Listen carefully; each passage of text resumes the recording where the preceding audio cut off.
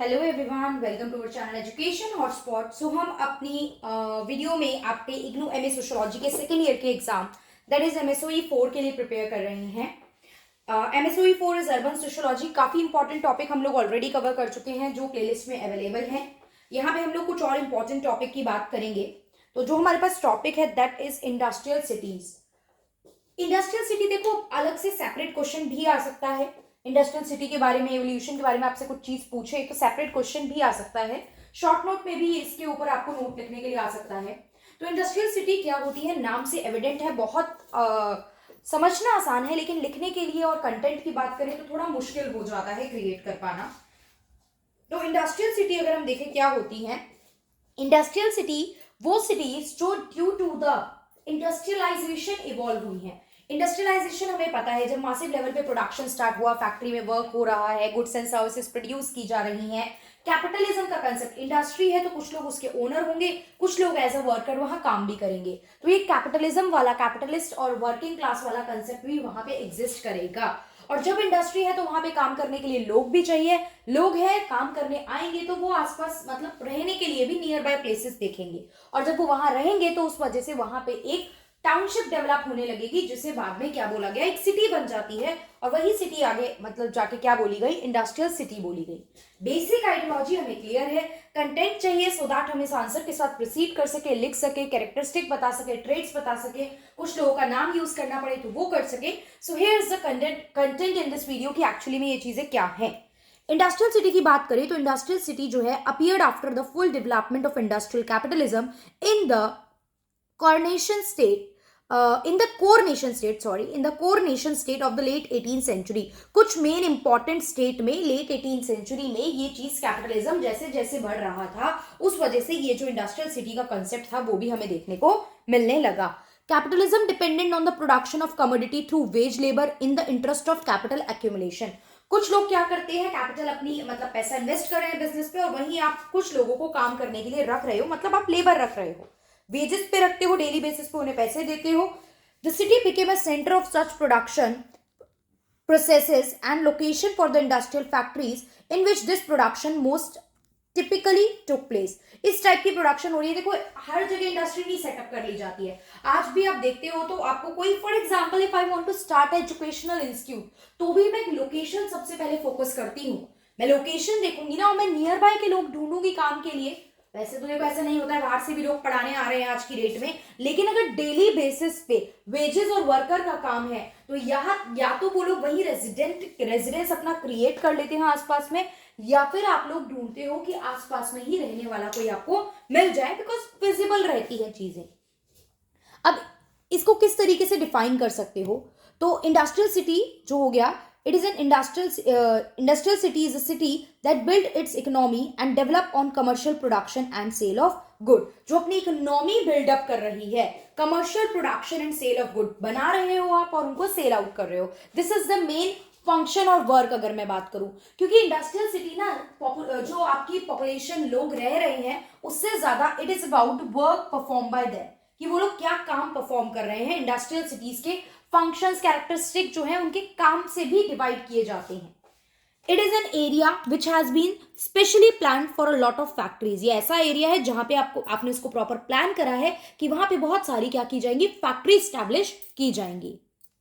Next ये चीज याद रह जाए तो देख लेना कि हम क्लासिफाई कर सकते हैं इंडस्ट्रियल सिटी को 5 सेक्शन में। अगर मैन्युफैक्चरिंग वे में देखें तो लाइट प्रोडक्शन असेंबली, ऑब्वियस बात है, जो लाइट प्रोडक्ट, सिंपल प्रोडक्ट बना रही हैं। बैच प्रोडक्शन जो कि अलग अलग मशीन मतलब असेंबल कर रही है एक तरीके से। देखो क्या होता है, मैं सब कुछ खुद नहीं बना रही हूँ, मैं कलेक्ट कर रही हूँ अलग अलग जगह से चीजें और असेंबल कर रही हूँ और आप तक पहुंचा रही हूँ फाइनल गुड रेडी करके। मास प्रोडक्शन, बड़े लेवल पे आप जब कोई चीज बनाते हो दैट इज मास प्रोडक्शन, जैसे ऑटोमोबाइल, इलेक्ट्रिक, कंज्यूमर गुड, ये सब। प्रोसेस बेस हो गई कि एक प्रोसेस फॉलो करता है, एक पार्ट हुआ फिर ये बनेगा फिर ऐसे होगा, अलग अलग प्रोसेस से होके वो प्रोडक्ट बनता है, दैट इज पेपर बनना, प्लास्टिक इंडस्ट्री। हैवी इंजीनियरिंग, नाम में ही क्लियर है, हैवी इंजीनियरिंग गुड्स चाहते हैं। अब मैंने यहाँ नाम लिखे, अगर आपको लगे कि इंडस्ट्रियल सिटी ही 20 मार्क्स में आ गया तो आप इनके आगे एक एक दो दो लाइन एक्सप्लेन कर दोगे तो ऑब्वियस बात है कंटेंट ज्यादा हो जाएगा, पेज ज्यादा कवर कर पाओगे और मटेरियल भी आप ज्यादा शो कर पाओगे। नेक्स्ट अगर हम यहाँ पे देखें, After independence, India has made rapid progress in the development of industry of various type and categories. Independence के बाद इंडिया में काफी सारी अलग अलग तरीके की इंडस्ट्री हमें देखने को मिली. मैनचेस्टर की बात करें तो वर्ल्ड का फर्स्ट इंडस्ट्रियल सिटी बोली जाती है, और इंडिया में जमशेदपुर जो है वो पहली प्लांट इंडस्ट्रियल सिटी बोली जाती है. ठीक है, जमशेदजी टाटा ने जो स्टार्ट करा था वो सब कुछ है. अब इसका पूरी कहानी लिखने की ऐसा जरूरत नहीं है, बट आप चाहो तो थोड़ा बहुत केस स्टडी पढ़ के 2-4 लाइन एक्सप्लेन कर सकते हो. नेक्स्ट अगर हम बात करें कैरेक्टरिस्टिक क्या है इंडस्ट्रियल सिटी के, तो एन एंडरसन ने 1964 में पॉइंट आउट करा था कि एक city is known not only for diverse and dense population. अभी मैंने बोला एक सिटी को आप सिर्फ इसलिए नहीं जानते हो कि वहां बहुत सारे अलग अलग लोग, अलग अलग तरीके के लोग रह रहे हैं, बहुत ज्यादा लोग रह रहे हैं, लेकिन हम इसलिए भी जानते हैं कि वहां पे क्या काम परफॉर्म किया जा रहा है और किस तरीके से जो वहां के लोग हैं वो ऑर्गेनाइज हैं, वो सेटअप है. तो अब इसको आगे देखते हैं कि ये लोग क्या क्या वो वर्क या किस बेसिस पे इसके फीचर्स या कैरेक्टरिस्टिक आप लोग डिराइव कर सकते हो. क्या है कुछ मेन कैरेक्टरिस्टिक सिटी के. पहला तो है वेज ऑफ वर्क, काम करने का तरीका. काम करने के तरीके की बात करूं तो इंडस्ट्रियल में सिर्फ फैक्ट्री की बात नहीं हो रही है कि लोग आ रहे हैं सिर्फ फैक्ट्री में ही काम कर रहे हैं. इसके अलावा और भी बहुत सारे काम है जो परफॉर्म किए जाते हैं, जैसे कि ट्रांसपोर्ट है, कम्युनिकेशन है, कॉमर्स है, और कुछ अलग सर्विसेज भी होती है. तो काम सिर्फ इंडस्ट्री नहीं है, इंडस्ट्री के अलावा भी there are various kind of work. Mobility and transiency. Mobility मतलब होता है movement from one place to another. तो इंडस्ट्रियलाइजेशन की वजह से मूवमेंट बढ़ गई है. अब लोग गांव से जहां पे इंडस्ट्री सेटअप होती थी आउटर एरिया में, वहां की तरफ आके रहने लग गए, so that they will get the work. उनके लिए ट्रैवल करना, इंडस्ट्री तक रोज जाके काम करके वापस आना आसान हो जाए.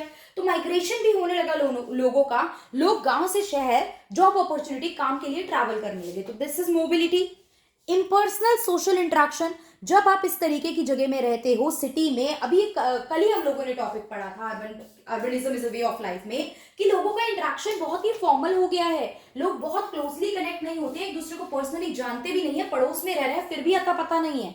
ठीक है, वही जो पहले कम लिमिटेड घर होते थे, गांव में आप लोग रह रहे हो, एक अच्छा बॉन्ड शेयर करते थे, पता ही नहीं चलता था कि ये एक ही परिवार, मतलब एक परिवार के यही मेंबर है. आसपास के लोग भी सब फैमिली की तरह हो जाते थे. इवन एक कुछ समय पहले की भी बात करो तो भी अड़ोसी पड़ोसी काफी हद तक बिल्कुल क्लोज रहते थे एक दूसरे के. तो दिस इज द थिंग कि इम्पर्सनल सोशल इंटरेक्शन होता है. ये जो है सिटी का एक हॉलमार्क है, देखने को मिलता है, एक इंपॉर्टेंट फीचर बन जाता है ये सिटी का.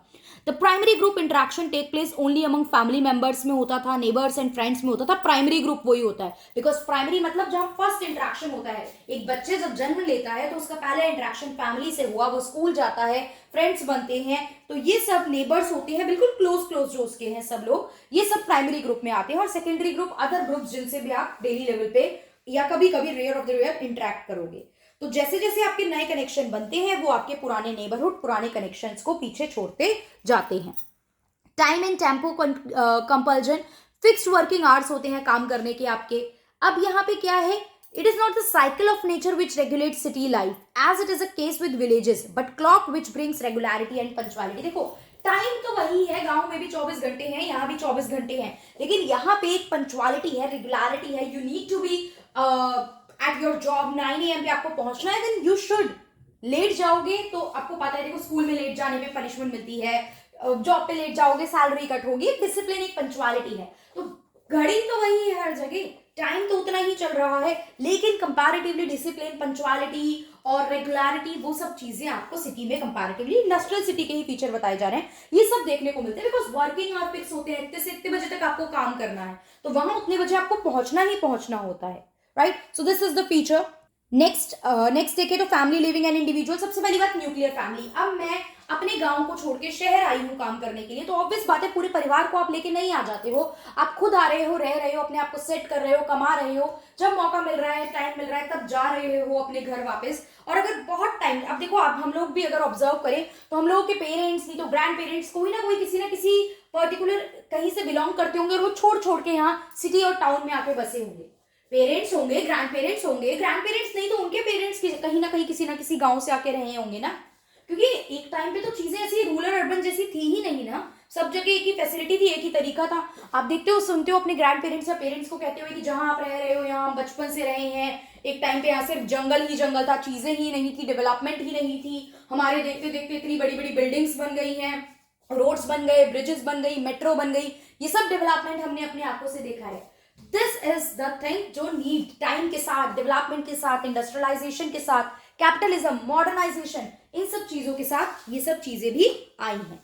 तो न्यूक्लियर फैमिली होती है, ठीक है। Growth of industrialization, the traditional function of family such as economic, education are done by other institution. कमाने के लिए आप बाहर जा रहे हो, पढ़ने के लिए आप बाहर जा रहे हो, ये सब काम होते हैं। Plus man made urban environment, इसका क्या मतलब होता है कि एनवायरमेंट जो होता है ना, जैसे आप अपने आसपास इंफ्रा रेडी कर रहे हो, रोड्स बनी है, बिल्डिंग बनी है, गार्डन बनी है, ये इंसान बना रहा है, मैन मेड है, अपने तरीके से ऐसे होना चाहिए, ये चीज इस जगह पे ब्रेकर होने चाहिए, इस ये गार्डन, ये पार्क हमारे घर के आगे बनेगा, इसमें ये फैसिलिटीज होनी चाहिए, इसमें जिम के इक्विपमेंट्स होने चाहिए, so that people can come, इसमें बैठने के लिए चेयर्स होनी चाहिए इस तरीके से, कुछ एक सर्कुलर वे में चेयर, एक ग्राउंड वो बना दो, एक छोटा सा एरिया जिसमें कुछ लोगों को कुछ मीटअप करना हो, सो दे कैन सिट। तो आप अपने हिसाब से, नीड एंड कन्वीनियंस के हिसाब से चीजें बना रहे हो, तो ये जो सब होता है ये कंस्ट्रक्टेड होता है, मैन मेड होता है और अननेचुरल होता है। So these are the feature और the characteristic of the industrial city. तो आई होप ये चीज समझ में आई होगी। अगेन आई एम सेइंग, अगर समझ में आई है, लास्ट में बोल रही हूँ इस बार, स्टार्टिंग में नहीं बोला, समझ में आई है तो please do like the video, comment करके बताएंगे कि वीडियो बेनिफिशियल है या नहीं, चीजें समझ में आ रही हैं या नहीं। I know I promise you guys कि आज मैं आप लोगों को मैक्सिमम कंटेंट दूंगी, बट बहुत सारे रीजन की वजह से, हेल्थ इशू है, आज फास्ट भी है, पता नहीं, मतलब सोचा तो था आज टाइम मिल गया है तो मैं कुछ काफी ज्यादा कंटेंट डिलीवर कर पाऊंगी, बट आज बहुत सी चीजों ने आज साथ नहीं दिया, काफी चीजें फेवर में नहीं रही हमारे, सो दैट हम जितना मैंने सोचा था मैं उतना आउटपुट नहीं दे पाई, so I am extremely sorry for that. I try मैं कैसे कंपनसेट कर सकती हूँ इस चीज को। I know you guys are in panic की एग्जाम बहुत नियर है, स्टिल मल्टीपल वीडियोस हैं, देखिए और भी अभी आती रहेंगी चीजें, तो आप थोड़ा सा अगर उन चीजों को भी अच्छे से कवर करके चले जाएंगे तो आई विल, मतलब like I will not guarantee that, लेकिन हाँ कि ऐसा है कि आपका एग्जाम काफी हद तक अच्छा चला जाएगा। तो I hope this thing will help और I'll keep on posting the video. That's all for this. Thank you for watching.